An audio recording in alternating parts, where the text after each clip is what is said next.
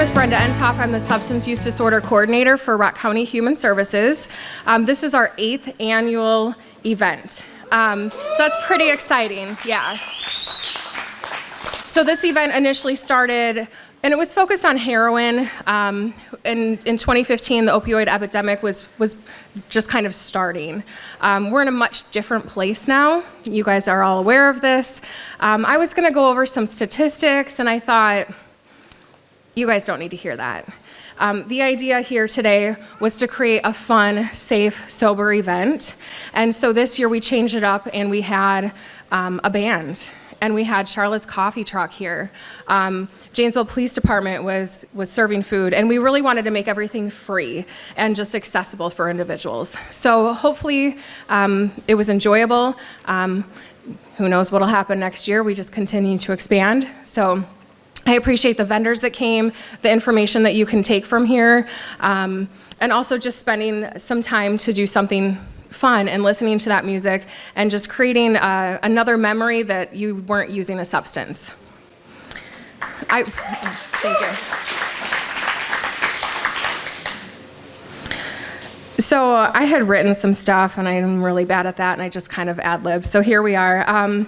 So I really want to just thank all of the vendors. The Second Chance Job Fair, again, it's really important for individuals to get connected to the community when they're trying to get into recovery.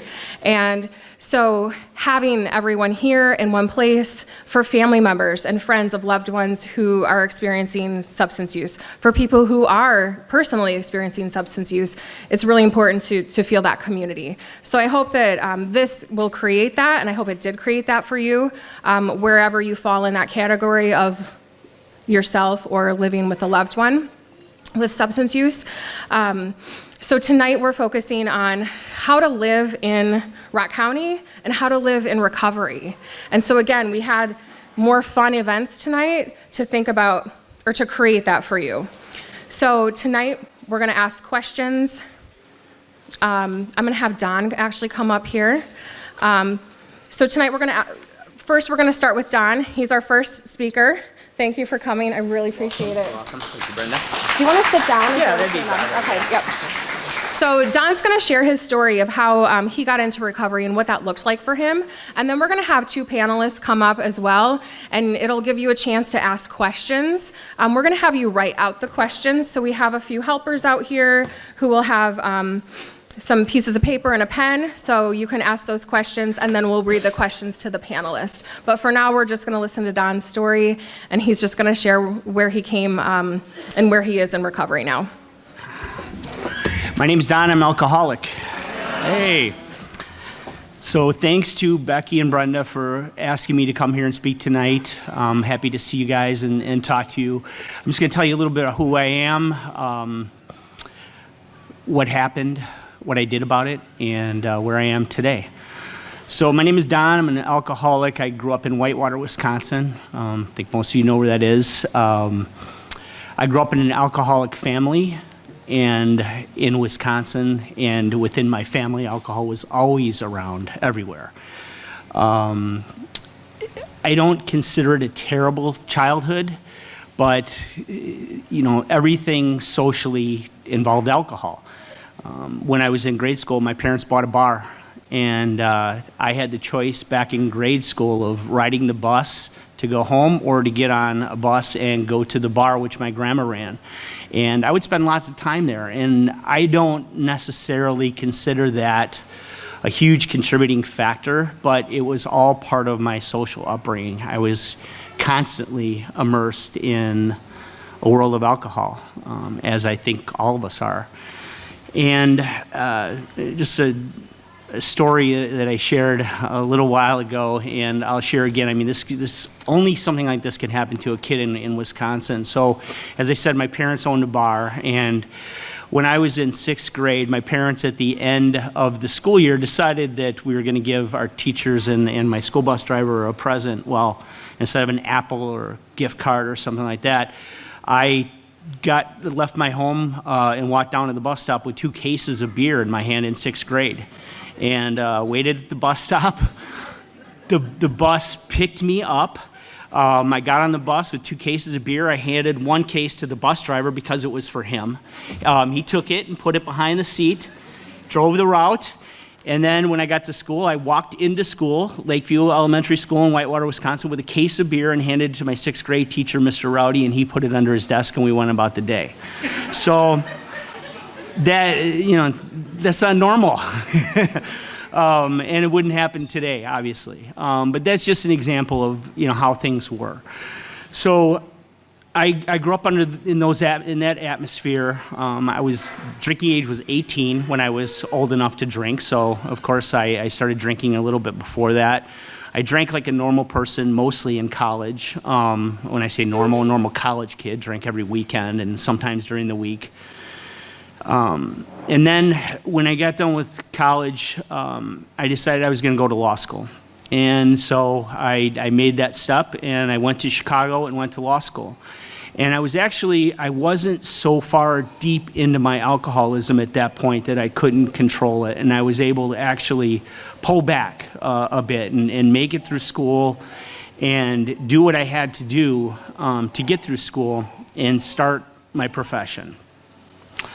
It was then, from like the late 20s to the early 40s, that my drinking really ramped up. It was part of my culture growing up. I was living in Chicago at the time, and it was just natural for me to be drinking every night. And the company that I worked for, I represented a lot of trade guys. So I represented iron workers and electricians and plumbers, and I would often hang out at the union halls and go out drinking. I was perfectly suited for this job. It was perfect, and it worked well. I thought, anyways, right? But it worked well until it didn't work. I was clearly, a functioning alcoholic, and I remember the struggles during that period. I remember a period of time where, just hung over day after day after day, and just realizing that I couldn't stop drinking. So that had become my routine, and I just found a way to get through it. And then, to my dismay and to my demise, I figured out day drinking. Anybody know about that? Day drinking? Yeah. So, but no longer is just like, to go out for a Bloody Mary or a screwdriver on a weekend. It became a tool for me. I found out with these terrible hangovers and these shakes and everything that was causing me to really delay my day to start. If I had a couple drinks in the morning, I could get right through it. And I could go about my day if I managed it properly. And that's how I went for a very long time, managing myself and trying to work and trying to hold everything together. And seemingly from the outside, it probably might have looked like it was working. I thought it was because I had a job and a family, and I had a wife and 2 young girls at the time, and it wasn't working for them. We don't realize it at the time, but it wasn't working for my wife. I was isolating like we do. I wasn't spending any time. Every moment that I had available was dedicated to drinking or figuring out a way to drink. And we were living in a condo in Chicago, so it was very difficult to hide my alcoholism. I could show, I wasn't hiding that I was drinking, but the quantity that I was taking down had to be disguised. And so all of that was exhausting and took a toll on my wife and my family. And eventually it hurt me enough. And I think that's what it is. What I've come to determine is that it doesn't matter how much pain we're causing the people around us. It hurts us, and we see it, and we don't want to be causing it. But until we feel it ourselves in a real way, that's what got to me. And it was through seeing the pain of my wife and through seeing myself. I physically could not take it anymore. I knew that I could not continue to drink in that way and continue to roll on, trying to avoid the ultimate withdrawal from alcoholism by continuing to just feed that beast. And so at one point I told my wife, Nicole, that I'm going to stop drinking. And you would think with this background and with all this information and knowledge about alcoholism that I would know something about it. I didn't. I didn't Google it. I didn't know who to turn to. I didn't know what to do. So I just stopped drinking for a weekend. And extremely dangerous thing to do. Don't anybody ever do it. If you need to if you need to withdraw from any drug, get medical attention. So it was horrible. But I made it through, and I thought, that's it. I'm sober now, right? It's all good. That lasted for a couple months, and it was easy to stay sober because I never thought I was going to quit for good. I was, drink some point, but it didn't last, and it only ramped up after that. Because then I had this fake understanding that I could possibly quit when I wanted to, right? So it got worse and worse, and finally, I was at work. I was in my office in Chicago. I had not done any work at all. I was drinking from a handle directly, handle of Captain Morgan's bottle with a handle in my office, right from the bottle.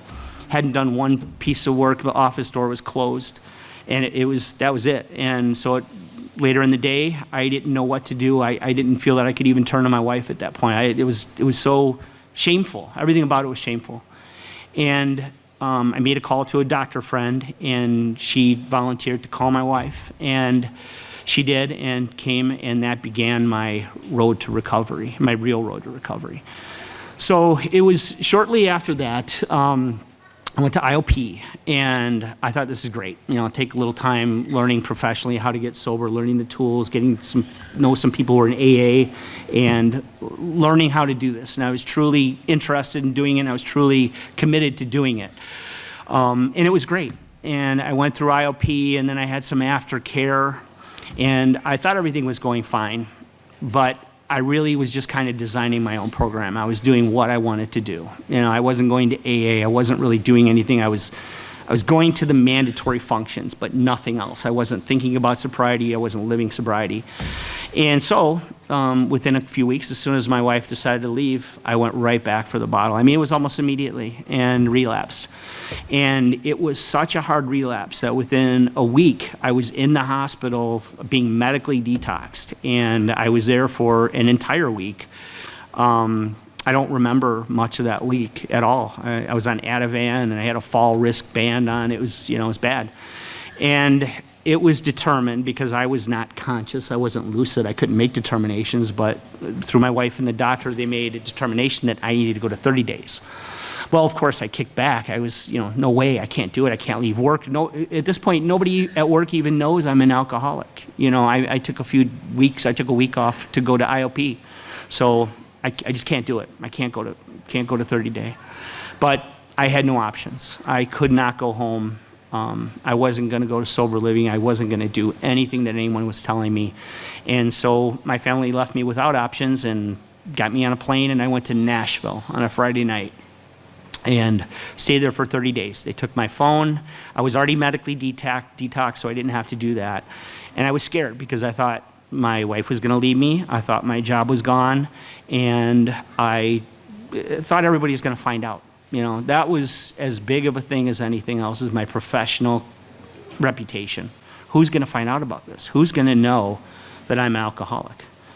And so in Nashville, in those 30 days where everything was upside down, I embraced the program, and I embraced what I was there for, and I did the work that I needed to do, and I found a way. I found a way to get past the hard parts of AA that I didn't like. I found a way to look at everybody around me and understand that we are identical. And I got to learn that in the 30-day program, that everybody, no matter what your background is, we all have the same humanity and the same problems. And going through that 30-day program was what really set me in my course going forward. Was a straight line still, but it was a course going forward. So I came back to Chicago after my 30 days, and I moved back home with my wife and kids, and it was probably premature for them and probably premature for me, but I tried my best. I stayed sober for about 11 months. And during those 11 months, I started thinking, like alcoholics do. And I started remembering, like, before I was getting sober, I was having all this pain in my hips and stuff, and so now I'm gonna go get my hips checked out. So I go get my hips checked out. Well, it turns out I need 2 replaced hips. I need to get my hips replaced. So now I don't have alcohol running through my blood system constantly, so I can get the medical care I need. So I get that taken care of. Big problem when you're sober and you have surgery is you got to go through a protocol with medication. Well, we did that, and I'm glad to say that wasn't a problem. But what was problem is my thinking, because after I recovered from this, I started thinking, well, I had all this pain. No wonder I was drinking. No wonder I couldn't sleep. It was my hips. I'm not an alcoholic. My hips were alcoholic. So, and so I tried. Experimented a little bit further, and again, it didn't last long. It took me a couple days, I think, before my wife found out that I had been drinking again. And even though I was determined to get it straight, that was it. She'd had enough. There had been, and obviously as I'm telling the story, there's other ups and downs. I'm kind of giving you the main picture here, but my wife had it with me and said, you need to go somewhere else. And I refused. Sober living was recommended. I refused it. I know better. So I got an apartment in Wrigleyville in Chicago. Great idea. And so that too lasted very short period of time before I was drinking again. And this time it went bad, very, very south very quickly. And I was holed up in my apartment in Wrigleyville for about a week. Friends were coming over. I wasn't answering the door. It was a shit show. And finally, my father-in-law and another good friend extracted me from this apartment, took me to the hospital. I was medically detoxed again, and then I literally had 0 options. I was still able to hold on to my job, but my wife was going to have me, and I didn't know what to do with myself. So at this point, I finally broke down and listened to what people have been telling me all along: go to sober living. And I did, and I went to sober living, and I stayed there for 7 years. So I became a manager after 6 years. I lived in a wonderful house in the city of Chicago with another manager. We managed anywhere from 6 to 10 different residents coming in and out of the house of all different walks of life and drugs of choice. And it was that experience of living with these people who are going through the same thing I am and was day in and day out that taught me how to function. When I first got sober, I didn't think I could do anything. I didn't think I could go to a 2-year-old birthday party because everything I went to involved alcohol. And so it was living in this environment for that period of time and the people that I was with that was able to allow me to go back and do the things that I wanted to do. I wanted to go to a street festival in the city of Chicago, and I had a sober friend from Madison, Wisconsin come down and basically hold my hand to that show. And we did it, and it opened up my world to a whole bunch of other things. And that's how I live now. There's certain things that I know that are uncomfortable or risky or that I just don't want to be at. And so I excuse myself, or I don't go, or I leave early. I find a way out from those things. But for the most part, I can do anything. I go to bars with my friends and family now. And I enjoy being with them. I enjoy that they're able to enjoy themselves without worrying about me and not having to not drink because of me. I don't like to have that effect on other people around me.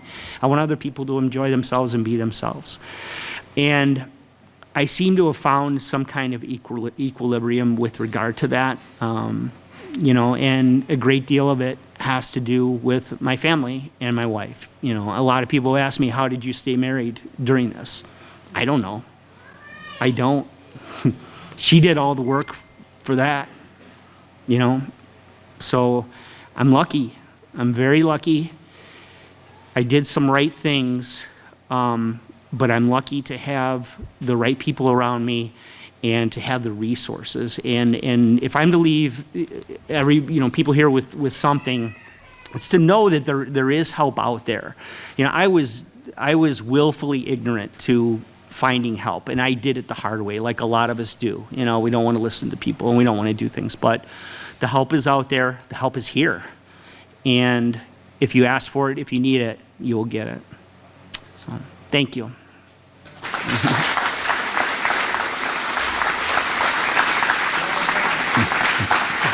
Thank you. All right, thank you so much, Dawn, for sharing your story.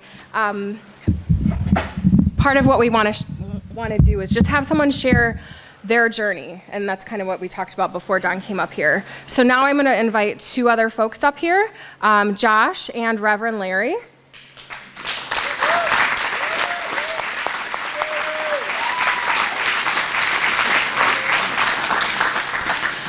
So when preparing for this event, we were thinking about who do we want to be speaking, and who do we think you want to hear from?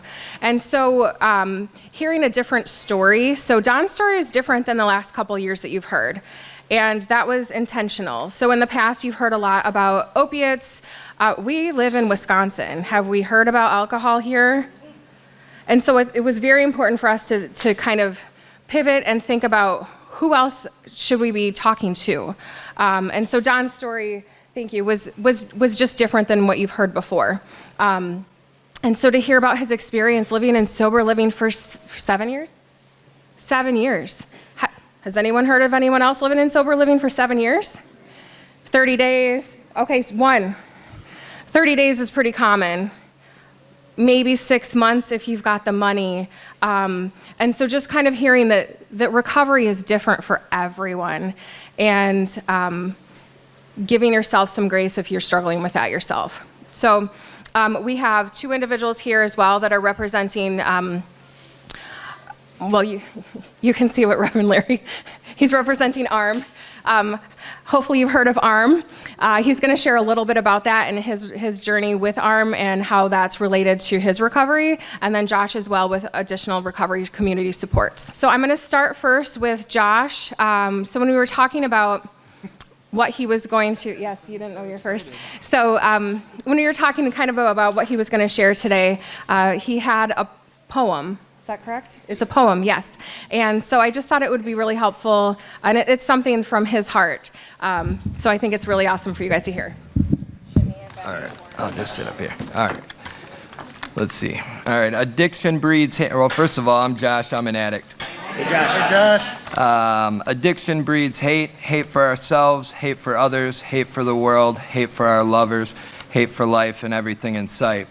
Addiction takes everything. It takes our souls, takes our morals, takes our goals, takes our time, takes our family, takes our shine, takes our life and everything in sight. Addiction brings us to our knees. Then it brings surrender. It brings strength. It brings warriors. It brings recovery. It brings hope. It brings growth. For me, it brought me to Narcotics Anonymous, the place I call home, where I learned to fight for my life and love everything in sight.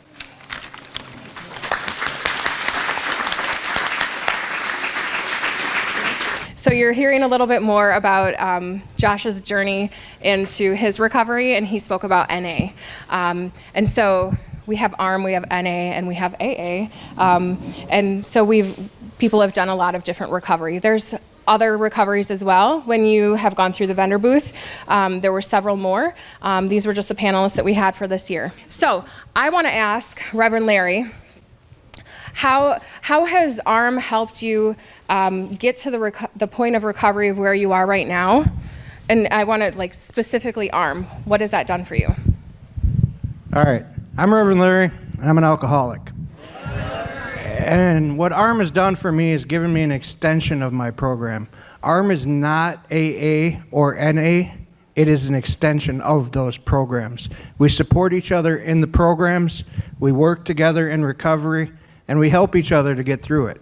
And we get to do fun things like riding motorcycles. Everybody thought you had to quit having fun when you got into recovery. I don't know about you, but if you're not having fun in recovery, you're doing something wrong.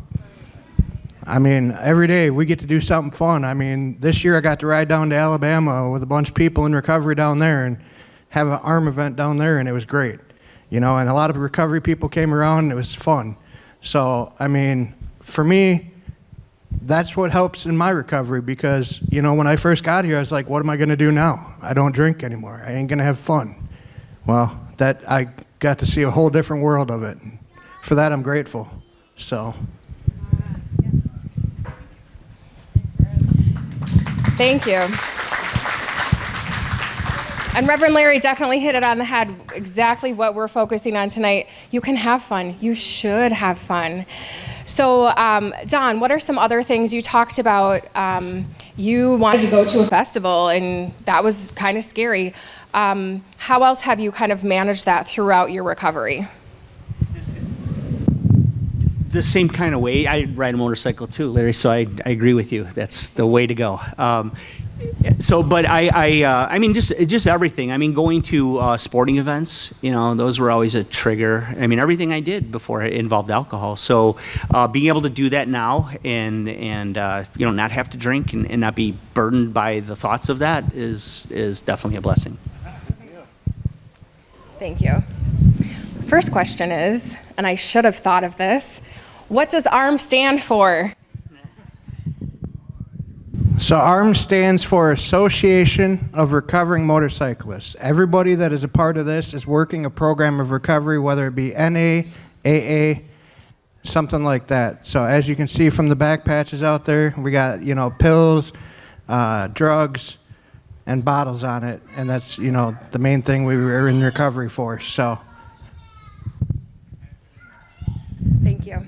Okay, so this question is more in general. How do you find balance in life and recovery? Who wants to take that? Maybe all of you. Yeah, we can all do it. All right. So I guess, balance is really, really hard to obtain. In a lot of years I couldn't figure it out. I didn't know how to do it. And so I'm a single dad of 2 girls. And that really doesn't help things, trying to be a part of their lives, make sure they're going to school, doing stuff. And so being a part of their lives, finding balance with that, but also working my recovery and make sure that I can be the dad that I need to be for them. In the early years of recovery, I really struggled. And, but being in the group I'm in and then just being in recovery in general and meeting the people I have in my life today definitely has helped. So it's not easy, but it's obtainable, and you're never going to be perfect at it. I'll tell you that right now. I don't know anybody that's perfect and balanced in their life. So. Thank you. Yep. For me, balance is me putting my recovery first before anything and everything, family, work, and then everything else has to come and fit around my recovery, because when I start to put everything else first, that's when I lose sight of my recovery and kind of put it on the back burner.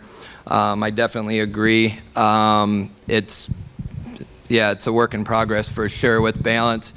I found that as long as I go to my meetings on a regular basis, Narcotics Anonymous, we actually, my home group, we just renamed it to Recovery First because instead of, even though we're under the NA umbrella, we welcome anyone that wants help and wants recovery. It doesn't matter if it's overeating, gambling, alcohol, drugs. And I think that's important. And also being connected. That was big for me, is first of all, living in today, not worrying about yesterday. A buddy of mine says if you got 1 foot in yesterday and 1 foot in tomorrow, you're pissing on today. So that's all I got.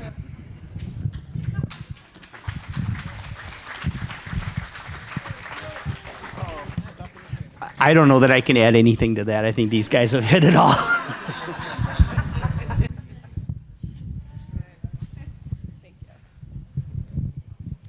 Okay, there's a lot of questions here. So specifically for Don, I'm going to kind of summarize some of these. So what was it about sober living that really helped you? And also, how did you get through when you were in sober living and some folks didn't make it through the treatment and were using? So what it provided for me was the accountability that I needed and a place to stay that took the pressure off my family and gave me the place and the time and the support and the people that I needed to get the time that it took to learn how to function sober. It was strict in urinalysis tests and breathalyzers. rules. The house was, well maintained, and the structure was perfect. So that everything was set up perfectly for me to succeed. And I'm sorry, what was the second part of this? So just how it's like, well, I mean, you answered both actually. How some people didn't make it through the program. So it was structured and right, and so I became a manager very quickly and remained a manager for many years. And so the good part about that was it provided a lot of 12-step work for me. I was basically a counselor and a manager within this house to other people coming in, but it also had an adverse effect too, because of the law, that quilt, the loss that I saw. I now know 18 young men that have died, that I never would have known had I not been going through recovery. So it's tough business.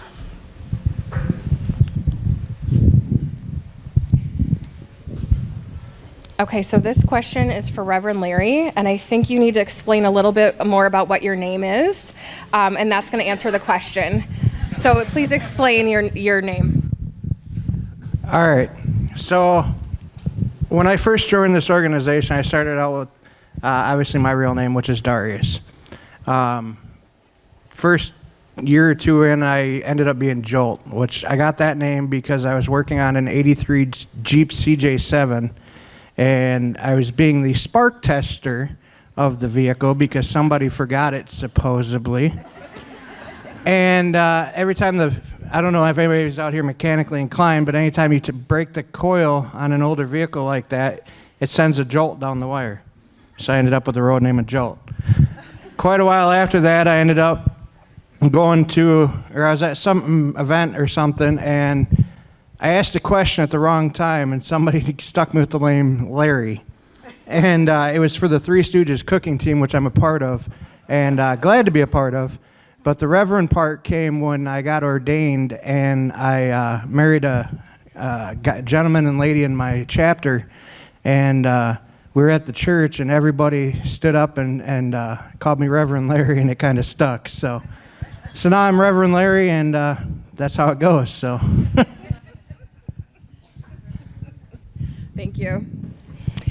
This next one is asking specifically for family members.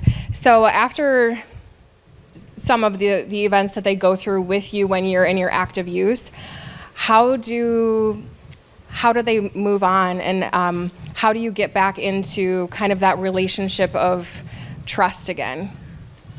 And I summarized a couple of these questions, so if you're thinking that's not what I asked, I summarized a couple of them. You want to start it, and I can take it too, whatever. All right. Well, as far as for my family goes, I can't speak for them when they decide to start gaining their trust back. I think every family member is going to be different. I've met people that their family never gave them their trust back. I have been fortunate enough to still have my family and still in my corner and never gave up on me.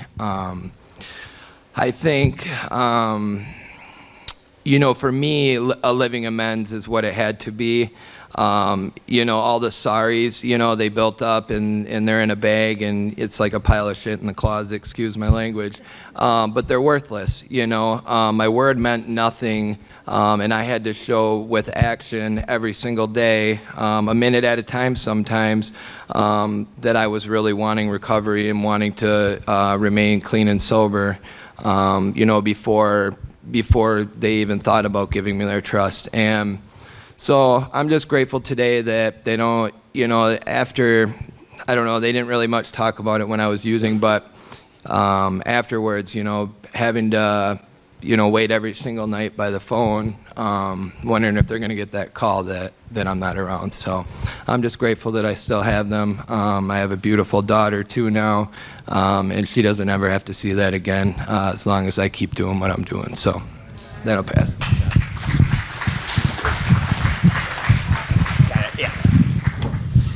I'm in the same boat. It took a long time, just kind of living right to have my family regain the trust in their setbacks. And I'm very lucky too. Like Josh, my kids were very young when this went on, so they will never have to see me drunk. So.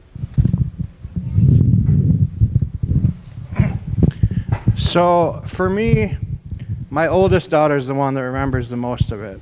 My middle daughter was young enough that she doesn't remember a lot of it. My youngest daughter has never gotten to see me drunk, and I'm grateful for that. But the oldest one definitely remembers it, and she still holds on to it a lot. She's still, but there's nothing I can do but let her come to me at the right time and talk to me about it.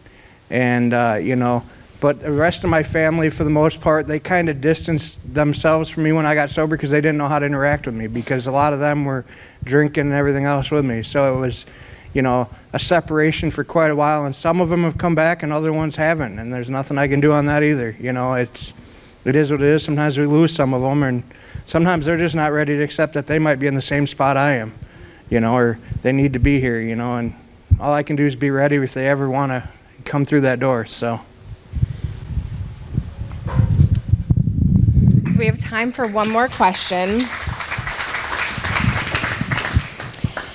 And I'm choosing this question because I have the microphone. So I really liked this question because it's something that I think about often. How did you overcome the stigma of being whatever term you've been called or that you've told yourself when you were in active use? How'd you overcome that stigma?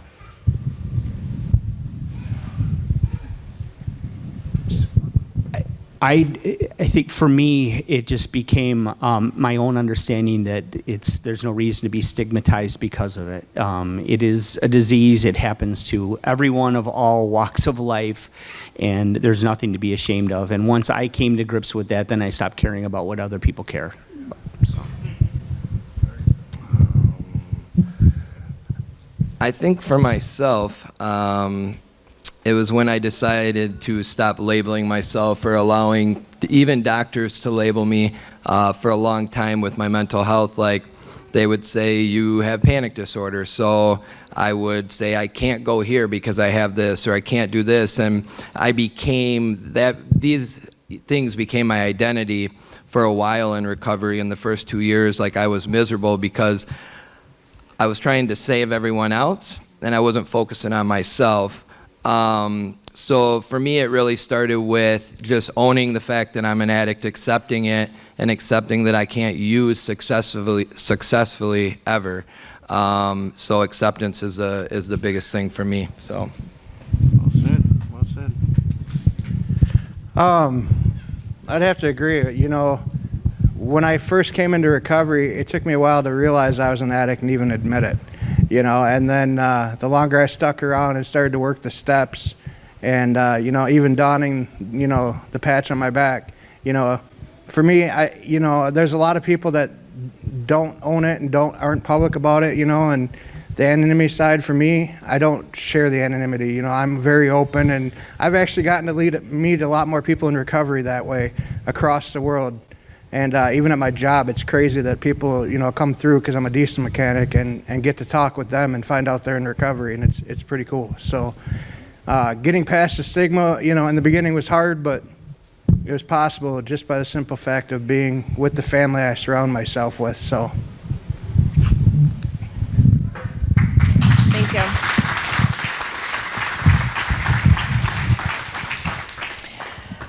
So that wraps up the questions. You guys can breathe again. I just really want to thank our panelists for getting up here and being vulnerable and sharing their story or parts of their story. So thank you very much, guys.